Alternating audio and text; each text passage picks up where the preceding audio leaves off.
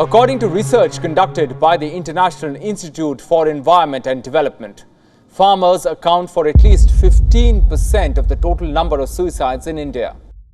If there is one job in the entire country nobody wants to do, and that is the agriculture. Being a farmer is not so easy. I myself belong to a farmer's family, but I would prefer to remain unemployed and prepare some of the government exam, but I will not do any sort of farming. At one side, my family celebrates multiple festivals for the farmers, but I do not like the agriculture. At one side, we all love to have multiple cuisines, but we do not like the process which makes the rice, meat and multiple spices possible. The agriculture. I'm not saying that everybody should do the agriculture over their high salaried job. Neither I'm just saying to sympathize with our farmers. Rather, I would say just quit the agriculture. You should quit the agriculture because this is very low remuneration and high frustrating occupation. And eventually it would make me and you fall in a debt trap. There is no guarantee you would be getting a good price of their produce amid erratic rainfall and uncertain climate change in this country. Apart from that, tons of things literally decides the cost of your produce. It may be the government scheme, the market, the capitalists, the public choices, soil quality, environment, government, tons of things literally decides the cost of your produce. Agriculture is so horrible in this country. 1 liter of mineral water costs 25 rupees.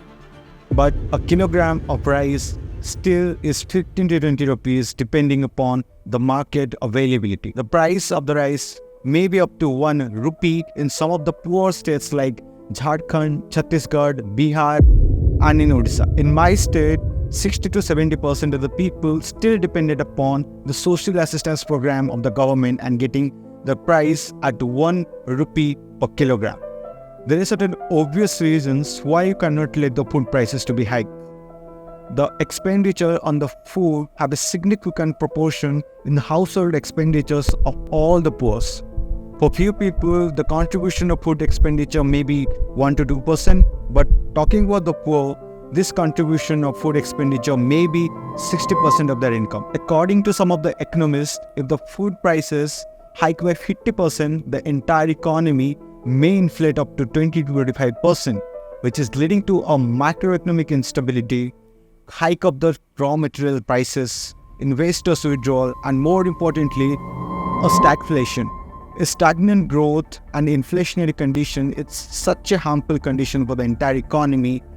Unemployment, poverty, malnutrition will eventually make less potential human beings of the country.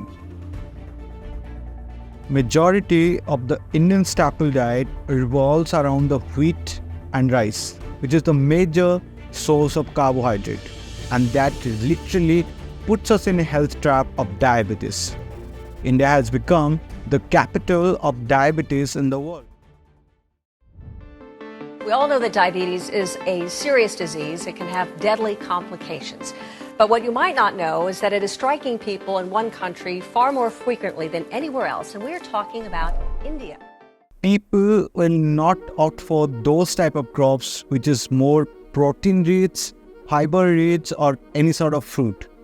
Just because the government provides the MSP, the minimum support price, because they get a guaranteed remuneration, that's why our farmers never took a risk to cultivate something different other than this rice and wheat. Economics is very simple. The more available you are, the less what you have. Just look at the rice.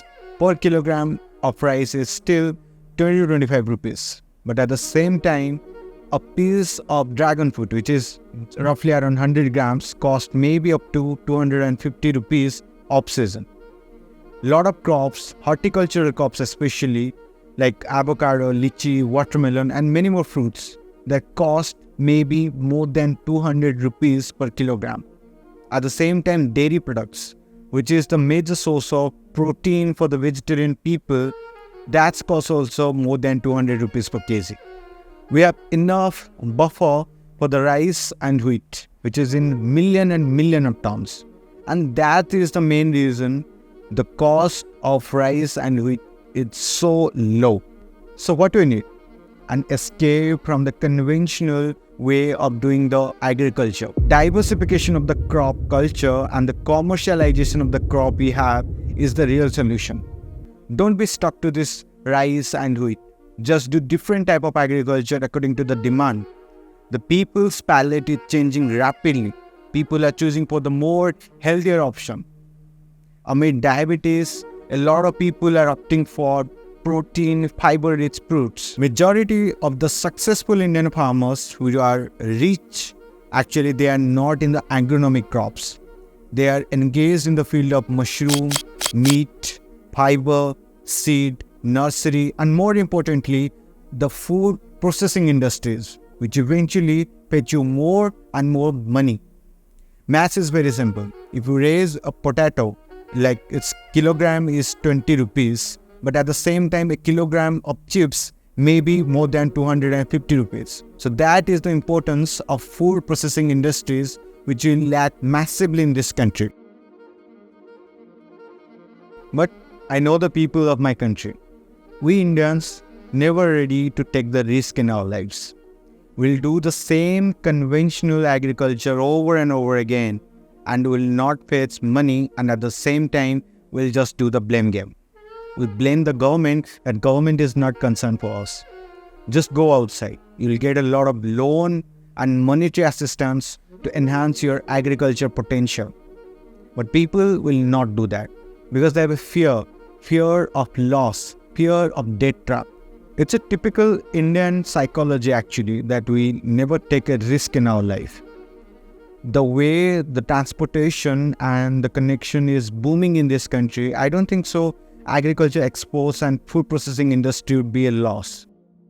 Half of the entire population is still engaged in the agriculture or primary sector of the economy, but its contribution to the GDP is somewhere in between the 70 to 20%. There is a lot of scope being connected to the land.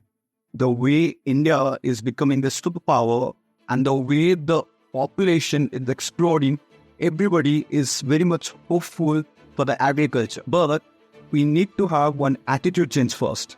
Until we sympathize with our farmers and have a good price for their produce, agriculture will be in distress. We really need to create a holistic policy to secure the future of our farmers who work day and night hard to feed our empty stomach. Surprisingly, people never bargain in a car showroom or in a restaurant or in a jewelry shop, but they will fight for just 10 rupees with the small vegetable vendors. That shows how downgrade mentality we Indians have.